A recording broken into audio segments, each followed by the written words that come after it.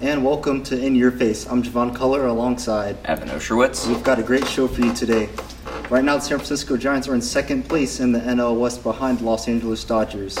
Evan, do you think they have a chance to make the playoffs this year? Well, Jovan, I am a Diamondbacks fan, but I say this with 0% bias. The Giants have been too inconsistent to grab the second wild card spot from the Chicago Cubs. Their pitching has been sporadic at best.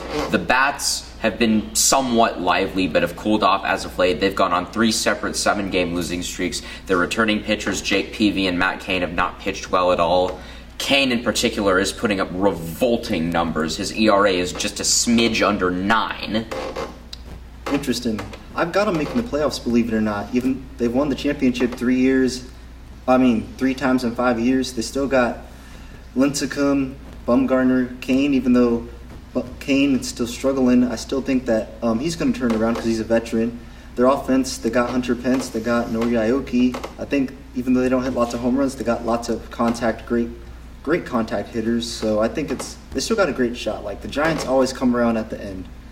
With Aoki and Hudson on the DL, I think it's going to be a little bit hard to accomplish the scenario that you've described. And despite Bruce Bochy's extremely large head, I'm not sure he can think up a plan for them to make it into the postseason. All right, let's move on to the Atlanta Hawks.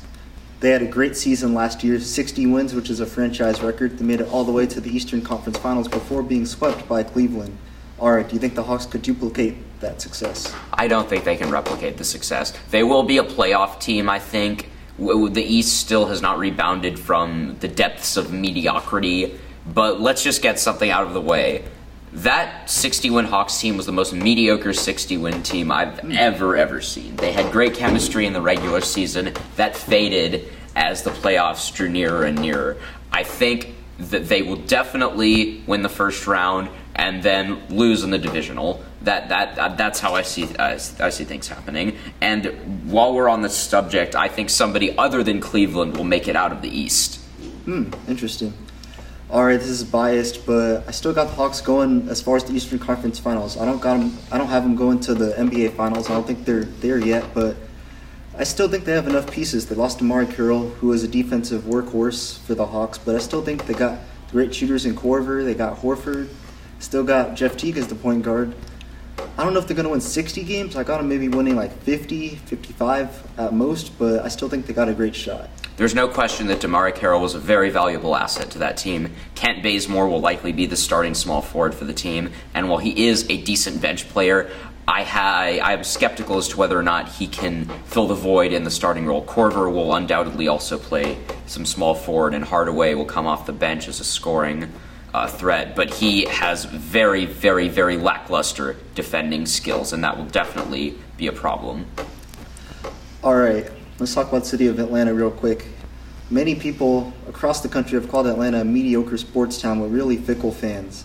Do you think Atlanta ever has a chance to land a superstar such as Kevin Durant maybe next year, Russell Westbrook, etc.? I think that they do have the appeal for a superstar, maybe in the farther future, maybe on the outside looking in. But with Kevin Durant and Russell Westbrook, I don't see it. In all likelihood, if Kevin Durant does not re-sign with the Oklahoma City Thunder, he will return home to Washington, D.C. to play for the Wizards. Russell Westbrook, in my opinion, has no reason to leave Oklahoma City.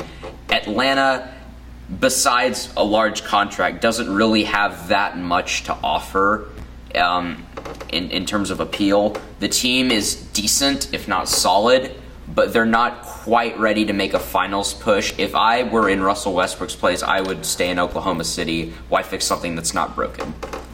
All right. Why not Atlanta? Even though we're made fun of by tons of critics across the country, like, we're a great city to live in. Like, we've got great nightlife, cheap to live here, lots of movies are being made here. Why not land a superstar? Maybe they could star in one of those movies here. Why, so you can have Thunderstruck Part 2 starring Russell Westbrook? Nah, but anyway, I think Atlanta has a chance. Like, especially, I'd say the Hawks have the best chance out of all 3 Atlanta sports teams. They've got a young core, great coach in Mike Budenholzer. If he could try to replicate what he did when he was assistant with the Spurs, I think we could build a dynasty. We just need like one superstar caliber player, like a Tim Duncan type player, or even a Tony Parker type player. I don't know if it'll be Teague or it'll be somebody else, but I think within the next 5-10 years, we can land a great superstar here in the city of Atlanta. And if by some miracle said superstar plays the 3, you'd be in line for something pretty big. Yeah, championship. We've only had one of those here in Atlanta. And this is going to wrap it up here for In Your Face. From my partner, Evan Oshowitz, I'm Jovan Cutler. Have a great night.